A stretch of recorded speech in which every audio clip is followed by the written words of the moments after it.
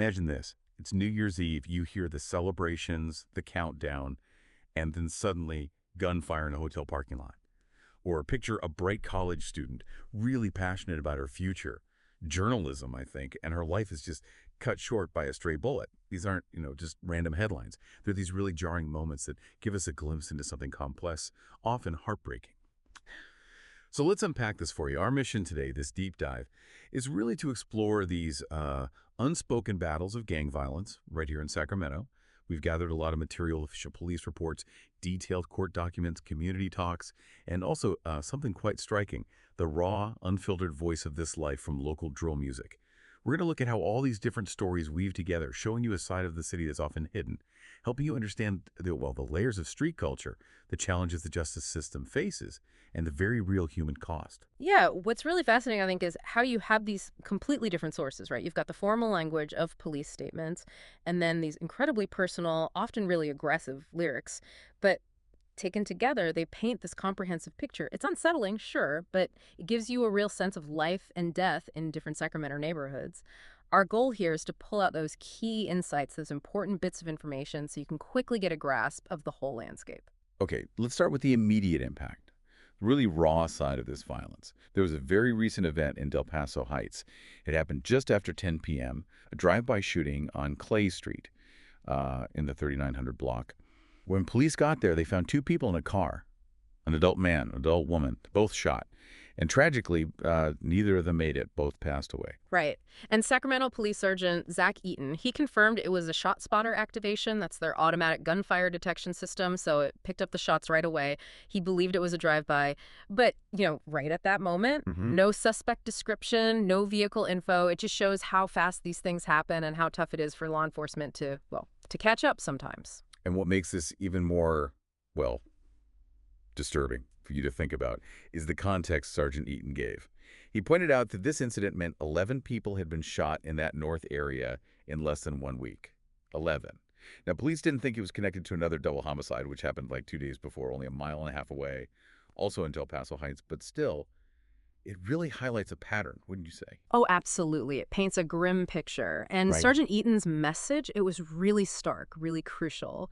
He said this violence is unacceptable. Plain and simple. He emphasized it needs to be confronted as a community together. He literally said, we don't have to live like this. Mhm. And he stressed the trauma, the deep trauma it inflicts on everyone around. That's often the part that gets missed in the headlines, the ongoing psychological impact. His words really hit home the urgency of it. Yeah, that call for community action, it's powerful. But it does make you wonder, what does community together actually look like on the ground, especially in areas maybe fragmented by these conflicts? Is that something achievable, or is it more, aspirational given everything we're seeing? That's the real friction point, isn't it? Because on one side, you do have that shared trauma he talked about, grief, wanting safety that can bring people together.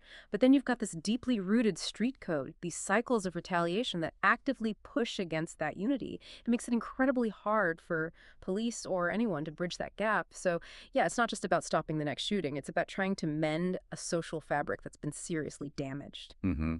And that immediate devastation, that's really just the surface layer, isn't it? To really understand the depth here, we need to look at how entrenched this is. And that starts with the very systems meant to provide justice and peace, like the legal system itself. Exactly. Our first case study, this Ramada Inn murder, it really pulls back the curtain on the complexities and, frankly, the sometimes agonizing delays within that system. This happened right around New Year's Eve 2019, actually spilling into the very early hours of January 1st, 2020, in the parking lot of the Ramada Inn near Auburn Boulevard and Fulton Avenue up in North Sacramento. The victim was Hubert Calamy. He was 23, allegedly part of the Oak Park Bloods. He was killed. Two other people were shot but survived. One of them was Willie Bryant, 32, allegedly from the Stars gang. Now, Bryant told the police that even though they were from different sets, he and Calamy were friends. Calamy had apparently even mentioned some funk-like tension or a beef with a third gang earlier that night. The incident itself sounded brutal. A truck pulls up, lights off, two people get out, approach, and then just gunfire.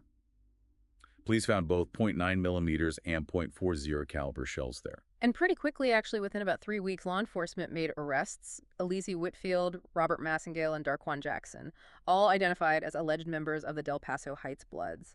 Massengale, supposedly the getaway driver, he eventually took a plea deal. Now, the alleged motive, at least according to rumors floating around on social media back then, was that Calamity had supposedly snitched on Whitfield in some police report. That's a huge violation in that world, the street code. Right. And this is where it gets even more complicated. They had evidence, video from the hotel, video from a nearby market, apparently showing the suspect. Jackson's girlfriend at the time even saw him drop a handgun right before the shooting happened. Yeah. At Willie Bryant, remember, he was shot himself. He saw his friend Calamity get killed. You'd think he'd cooperate, right? Right. But no, he told police he wouldn't cooperate, cited that street code. It just shows you how powerful that unofficial system really is. Yeah, and that street code, it's not just about staying quiet. It's almost like a parallel justice system, you know? Hmm. It's built on this deep, deep mistrust of the official channels. And what this Ramada Inn case really highlights, kind of disturbingly, is how the state's own problems, like these massive delays we're about to talk about, can almost unintentionally reinforce that mistrust. It pushes people back towards that same street code because the official system feels broken or too slow. And the struggle definitely continues even after the arrests are made. Get this. As of April 2025, so more than 5 years after Hubert Calamity was murdered, the trial for Whitfield and Jackson still hasn't happened. There isn't even a new trial date set. And they've been sitting in Sacramento County Jail since January 2020 without ever being found guilty by a jury. 5 years. Wow. Yeah, Professor Gabriel Chin, he's a law professor at UC Davis. He called that extremely unusual. He estimated, a reasonable time for a felony case like this, maybe 3 months to 3 years max. Now, there were reasons cited for the delays, legitimate ones. An original defense lawyer passed away, another became a court commissioner, so they needed new lawyers appointed. Stuff happens. But the total length of time here, it seems, well, exceptional. And the impact is just huge, like Professor Chin pointed out. It's awful for the victim's family, just stuck in limbo. And it's tough on the defendants' families, too. He also made the point that cases generally get worse as time goes by. Memories fade, witnesses disappear, people move, it gets harder to prosecute fairly. The DA's office, they basically said, look, these complex cases with multiple defendants, they can take time, and other things have caused delays, but they hope to move this case along as quickly as possible. It's just such a stark example of justice delayed and all the problems that come with that. Right. So while the formal justice system is dealing with these kinds of incredible delays, there's this other really powerful narrative playing out, not in courtrooms, but on the streets and online, the world of local drill music. And that brings us to an artist named Lil Rome. He's young, maybe 18 or 19, from South Sacramento, specifically the 77 G Parkway Mob Zone. That's a known street group, also called Ape Gang. And he apparently has real motion with the music, meaning he's getting traction, thousands of views on his songs. And his music, it's a direct reflection, often a really brutal one, of that street life. You listen to tracks like Crisscross, Last Response, None Wit Me. The lyrics are filled with incredibly violent stuff. I mean, lines like, shoot your bitch ass, spin on the other nigga, stand over him, levitate it, knock his head off. It's intense. He talks about wanting to die, standing up not on my back, guns going off like a money counter, and just straight up saying, I'm the king around this bitch. Yeah. It's vivid, it's raw, and it doesn't hold back at all. No, it doesn't. And these lyrics, they aren't just seen as, artistic license. In that world, they're often taken as direct challenges or statements of fact, declarations of allegiance, and what someone's capable of. There was a post on Reddit, for instance, alleging Lil Rome is heard to have 2 bodies, meaning 2 alleged killings and 1 attempt, including supposedly shooting a young teen in the head just for looking at him wrong, and also an alleged attempt on another artist, Lil Debo, who's from Del Paso Heights. Now, whether those claims are true or just street talk, they become part of his image, his reputation.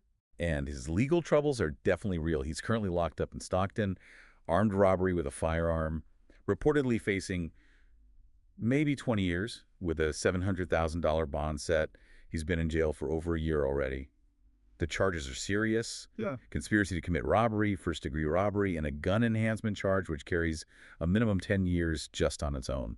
And then there's this musical rivalry with Cardi B. He's another artist from Del Paso Heights, apparently considered a head guy, like a leader or influential figure for his side, GDE. They had tracks going back and forth, like Cardi B's Fresh Out, and another track, Lil 13's Nothing With Me, which apparently used some of Cardi B's lyrics, but actually got way more views, like 500K versus 200K or so. It highlights that competition, this whole conflict, this new generation stuff. It's described as really unapologetic, with tensions that go way back. Yeah, but what's described as very weird about it, according to one source anyway, is that apparently people on both sides still have mutual friends. So it's not necessarily like a clear-cut North versus South, all-out gang war. It's maybe more like a free-for-all between specific individuals or smaller groups, which makes the lines kind of blurry and maybe even more dangerous and unpredictable, even for people inside that world. Hmm. And that Bay Area compass perspective you mentioned earlier, it raises this interesting point about Lil Rome's potential path. Some saw his music as his ticket out, his way out of the streets, and there's this expressed disappointment that he didn't, quote, stay focused more on the music than the street element. Hmm.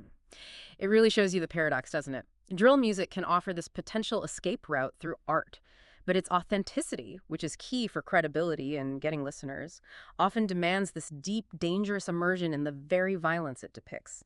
It can trap artists in the exact cycle they might hope to leave behind. That paradox, it leads us right into the broader toll, the really heartbreaking cost of all this. The innocent people caught in the middle, and the dangerous, often deadly path these Sacramento rappers seem to walk. We have to talk about Cabret Tackley.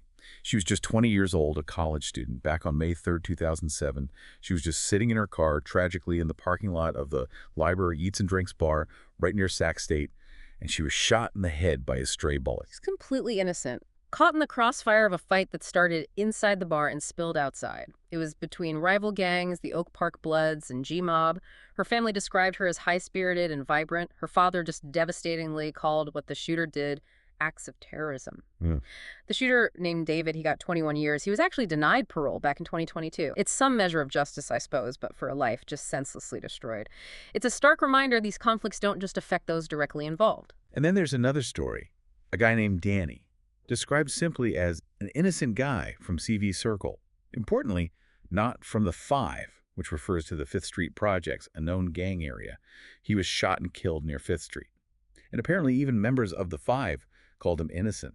It just underscores that even within these really complex street dynamics, some lines are clearly seen as outside the conflict, yet they still become victims. It's tragic. It really is, and it leads to this grim observation someone made that being a street rapper has been one of the deadliest jobs, especially over the last decade or so, largely because of social media. I mean, social media gives these local rappers way more attention, a bigger platform, sure, but it also puts this intense spotlight on everything, their lives, their families, where they hang out, even the cars they drive, which makes them incredibly accessible and potential targets for rivals.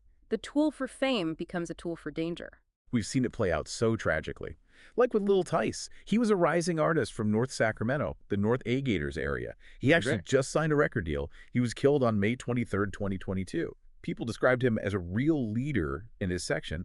And then there's PQ, Paul Crow. He was Lil Tice's best friend from the Northgate neighborhood. Yeah. PQ had played football at Grant High, a big deal locally, but got drawn into street life. Did time for a gun charge. Right. And after Lil Tice was killed, PQ was apparently pushed by his friend's memory to start rapping seriously himself.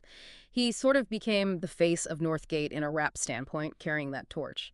But then, just 4 months after giving an interview where he talked about how heartbroken he was over Lil Tice's death, PQ himself was shot in the head. Happened on Broadway, middle of the day, like 12:30 p.m., June 1st. He was in a car, he was in critical condition for several days and then passed away.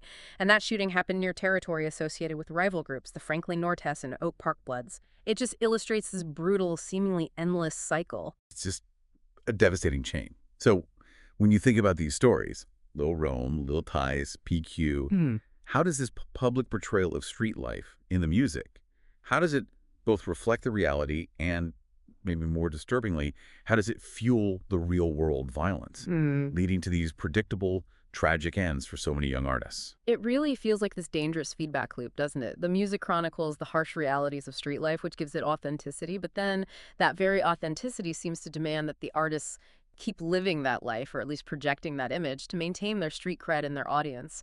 And in today's world, with social media amplifying everything, every lyric, every post, every location tag becomes a potential spark or a target, it makes it almost impossible to separate the art from the reality without facing serious risks. It's a genuine trap, and it's heartbreaking to see. So as we wrap up this deep dive into Sacramento's unspoken battles, we've really covered a lot of ground. We started with the immediate shock, the devastating impact of gun violence, like that recent drive-by in Del Paso Heights.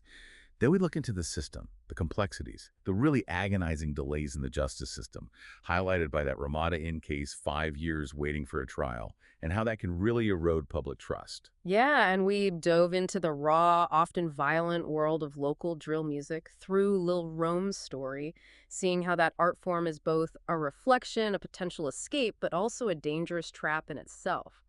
And throughout, we've tried to underscore the profound human cost, the innocent lives lost, like Cabret Takleh and Danny, and the talented young artists like Lil Tice and PQ, whose potential was just tragically cut short by the very environment their music often described. It's heavy picture, absolutely. Uh, But it feels crucial to really acknowledge all these different facets, these interconnected layers, if we're ever going to truly understand these challenges. Definitely. And maybe if we try to connect all these pieces, the street violence, the systemic issues, the cultural expressions in music, it leads to a bigger question. Given everything we've learned from these sources, what responsibility falls on the communities themselves, on the artists, on the wider public? What role do we all play in confronting and maybe, just maybe, starting to change the narrative around these persistent cycles of violence? It's a question that goes way beyond Sacramento, really. It applies to any community facing similar struggles, and it's something we hope you, the listener, will continue to think about. Yes, only thing that I'm worried about, punch you one of these pussy ass niggas in they mouth, then they film and they'll upload it. Suckers do anything for that clout. They'll trick you out of your position if you ain't gained up and you ain't here watching out. Internet bloggers, internet gangsters, who the snitches? I can't tell. On the dead homies and enemies podcast, the only podcast that I know won't tell. But I ain't tripping, I just pay attention to my own little business and I get this mail. I'm in another state, making another plate. Big plat place on my state. A plush hotel, just counting mail. I do this shit and I do it well.